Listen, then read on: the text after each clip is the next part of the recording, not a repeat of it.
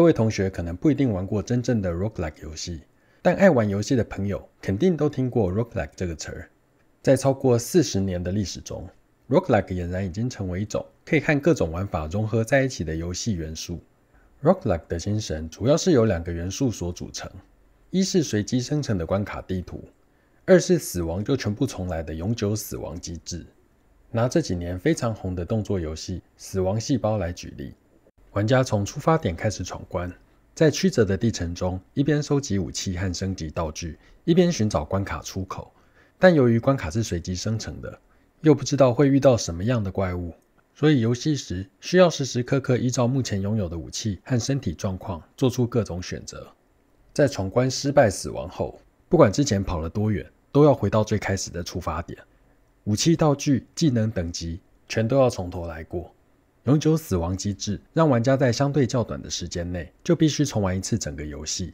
虽然这是个听起来很不友善的规则，但配合随机生成的关卡，却能够让每一次重玩时的各种选择都像是场胜负未知的赌局，让爱好者们乐此不疲。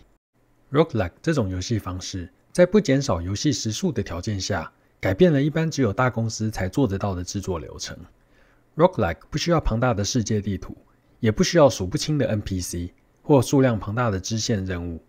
游戏设计者在 roguelike 的加持下，能够专注打造游戏的内核机制，思考如何让玩家得到满足的战斗体验，并研究如何创造有趣的地层结构，让玩家期待每一次都是独一无二的探索旅程。也因此，让 roguelike 特别受到独立游戏制作团队的青睐。大家好，我是来自嘎姆的小哈片刻。今天来跟大家介绍一种随机产生地层迷宫的方法。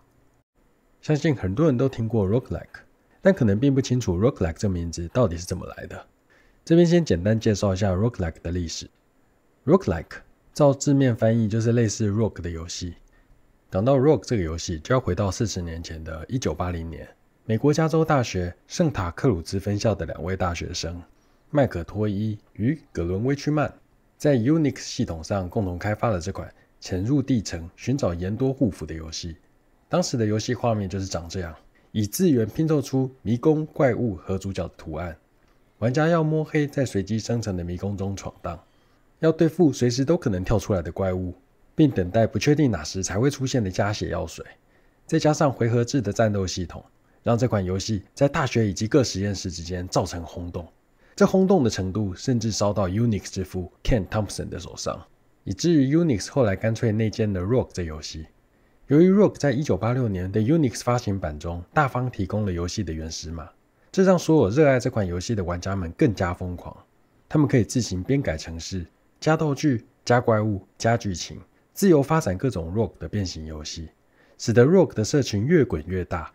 到了1993年，在 Usenet 论坛中， Rogue 以及其他类似游戏的爱好者将他们的讨论频道命名为 roguelike， 从此 roguelike 这名词就在游戏界传了开来。20世纪的最后10年是 roguelike 游戏的爆发期，许许多多的 roguelike 如雨后春笋般的冒出来。这边特别提一下1993年在超级任天堂上推出的特鲁内克大冒险不可思议的迷宫。这是个讲述商人特鲁内克为了养家活口创业开店，一个人前往不可思议的迷宫探险的故事。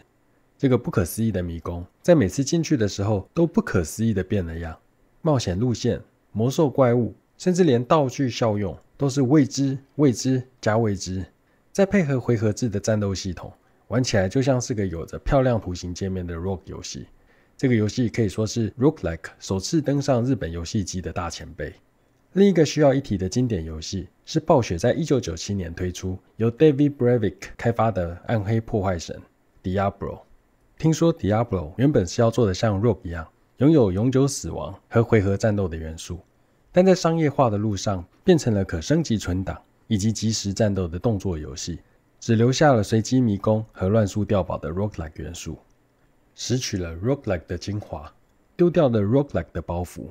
Diablo 成为了游戏史上最经典的游戏之一。各位同学要知道，永久死亡是 roguelike 的核心之一，却也是它只能在小众的硬核玩家间生存的罩门。死了就要全部从头来过，这么硬的玩法并不是每位玩家都能吃得下。在20世纪末的一番尝试与探索后， roguelike 在玩法上似乎没有再更进一步的创新，导致 roguelike 在新的世纪渐趋式微。有些游戏设计师开始为 roguelike 寻找新的出路，比如2008年推出的洞穴探险 Spelunky。 和以往 roguelike 的回合制玩法不同，洞穴探险采用的是横向卷轴的平台动作玩法，但因为游戏的自由度以及许多无厘头的游戏设定，在当年获得了极大的成功。类似洞穴探险的这些变种游戏，却惹恼了一些 roguelike 的教徒，认为这些游戏打着 roguelike 的旗帜，却不尊重 roguelike 的形式。于是这些人在2008年的德国柏林举办了一场国际 roguelike 开发大会，并在大会中发表了定义 roguelike 十几项规则的柏林准则，其中包括了游戏需要使用字元来拼凑画面，以及必须是单人游戏等一些从现在的角度来看根本荒谬至极的条目。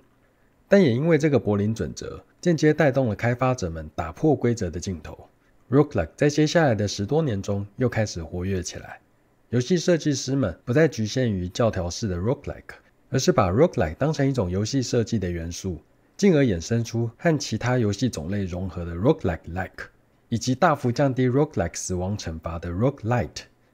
比如 Hades 扮演冥王之子，一次次闯入地狱迷宫，试图逃入人界的动作游戏。每一次死亡虽然要从头开始，但也保留了一些新获得的能力和武器。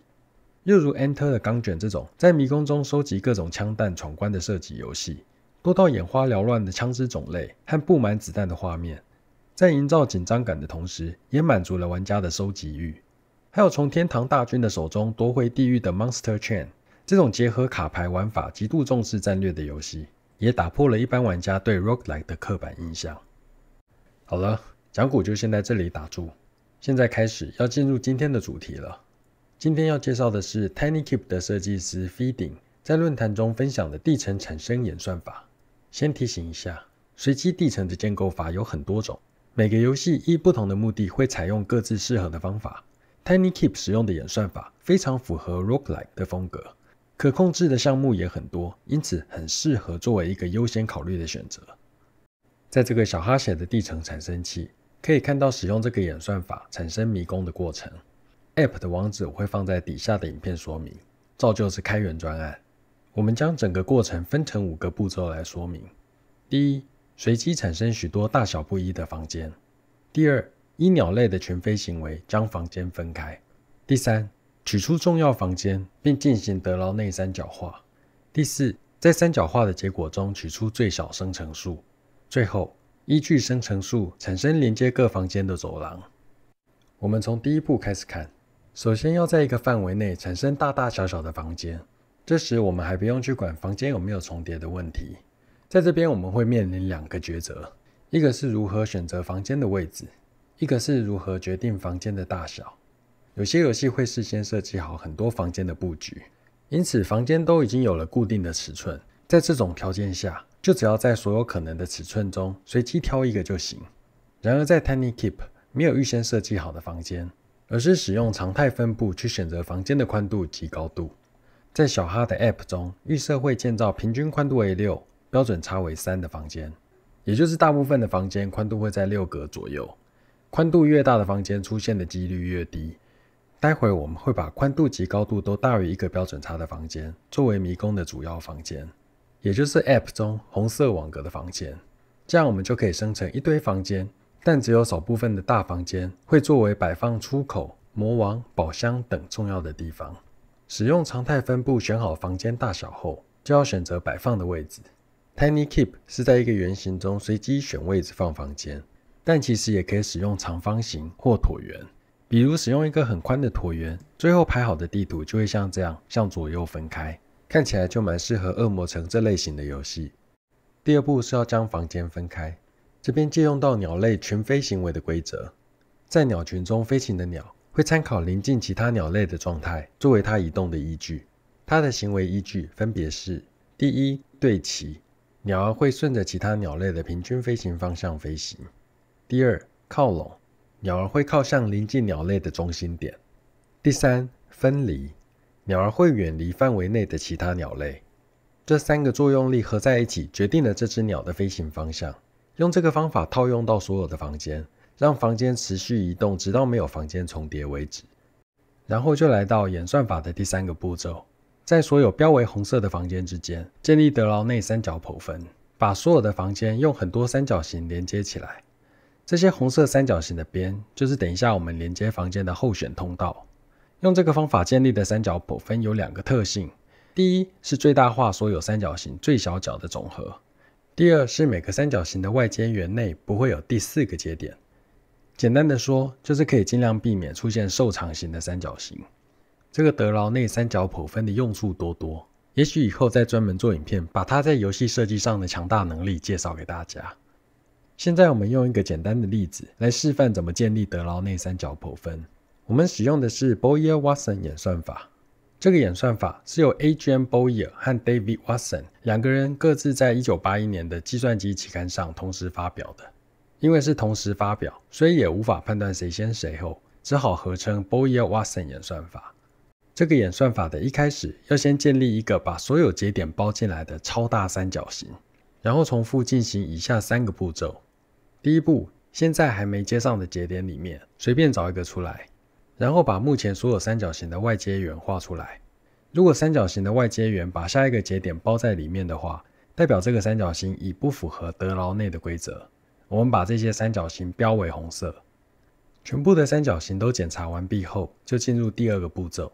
在第2步中，我们要把这些标为红色的三角形，它们所有共用的边都切断。现在只有一个大三角形，所以大家可能听不懂我在讲什么。不过没关系，我们先跳到下一个步骤。第3步是要从这个节点分别连线到剩下来的红色多边形的各个顶点。OK， 现在我们回到第1个步骤。从剩下的节点中随便选一个，然后找到外切圆包住这个点的所有三角形，并把这些三角形标为红色。接着第2步，将这些三角形的共用边都删去。我们可以看到有2个三角形被标为红色，代表它们的外接圆都包住了目前正在处理的节点。这2个三角形共用着一个边，这个步骤就是要把这种被红色三角形共用的边给剔除掉。最后第3步，连接这个点到剩下的多边形顶点。用这3个步骤将剩下来的所有节点一个一个纳进来，就可以得到德劳内三角剖分的所有三角形，也就帮所有的房间建立了一个互相连接的网路。最后再移除一开始建立的超大三角形，就完成了这个步骤。有了这个三角剖分的网路图，我们就能进入地牢生成的第4个阶段，就是在这个网路图中找到一棵最小生成树 Minimum Spanning Tree。在一幅网路图中，若连接2个节点需要一个成本，那么最小生成数就是一个用最低的成本把所有节点都连在一起的通路组合。这些通路的组合看起来就像是一棵树。最小生成数能应用在很多地方，比如网路公司可以利用最小生成数布置光纤网路，这样可以大幅降低建置网路的成本。找到最小生成数的演算法还不少，其中克鲁斯克尔演算法虽然时间复杂度并不是最佳，但是在少量节点的情况下效率是最高的。所以这里我们用克鲁斯克尔演算法来找到连接房间的最小生成数。我们先用一个简单的网路图来认识这个演算法。这个演算法的一开始需要对网路中的所有线段依照长度进行排序，最短的放最上面，最长的放在最后，然后依序从最上面拿出来放回网路图中，并且帮这个线段贴上组别。第一个放回去的线段可以随便取一个组别，假设我们叫 A 组好了，然后再从线段堆的最上面拿出下一个放回网路图。这时我们发现它和刚刚放上去的线段连在一起，所以我们要帮它也贴上 A 组，代表它们现在是同一组了。接着再放第3根，这一根放上去的时候是孤单一个人，所以我们给它贴上一个新的组别叫 B 组。之后再放第4根，因为连到了 B 组，所以也要贴上 B 组。再放第5根的时候，发现这根连上去之后两头都会连到 A 组，代表这根连上去会造成一个回路。最小生成数是不需要回路的，所以这根就直接丢到垃圾桶里。然后再放第6根，这时又有新的情况，其中一头连到 A 组，另一头连到 B 组。这时我们就要在连上去的同时把 B 组全部规划到 A 组里，因为他们现在都是一家人了。就这样把右边所有线段都拿出来处理完之后，最小生成数就长出来了。树上的这些枝干就是我们等一下要把主要房间连接在一起的走廊通道。不过这个步骤还没结束，因为最小生成树虽然很酷，但是完全没有回路的迷宫其实并不好玩，所以我们现在要回去垃圾桶里捡一点起来，放回网路图中。像这样子有少量回圈的路线，才不会让迷宫太无趣。至于要放多少线段回去，就要看设计者的喜好了。在小哈的 App 中，预设是放回 15%。完成了最小生成树后，最后一个步骤是要依照我们规划的路线，将红色的主要房间连接起来。这里并没有一个固定的演算法，简单来说，就是把没有用到的蓝色房间先全部忽略，然后用直线或 L 型的走廊连接房间，再把有碰到走廊的蓝色房间与走廊合并，这样迷宫的雏形就出来了。接着就是依照房间和走廊形状去布置墙壁地砖，然后再依照最小生成树的结构去放置魔王、宝箱、城门等等。比如在没有回路的树枝末端，放置通往下一关的出口可能就蛮适合的。Roguelike 除了迷宫的建筑外，还有很多可以研究的题材，像是死亡细胞从 Left 4 Dead 学来的智能导演。这个智能导演会根据玩家目前的武器和血量状态，动态的决定出场的怪物和掉落道具的种类，以此来调整紧张和放松的游戏节奏。因为 Roguelike 的本质是随机与乱数，游戏设计师也无法预先知道玩家游玩时可能出现的所有状况，所以这种智能导演正好可以帮助设计师在玩家每一次都不相同的探险中，动态的调整游戏的进程和气氛。小哈也曾经制作过 Roguelike 的游戏，未来也渴望有机会能再试试驾驭这个有着无穷魅力的游戏机制，到时可能又有更多知识可以和大家分享。那么我们下期再会吧。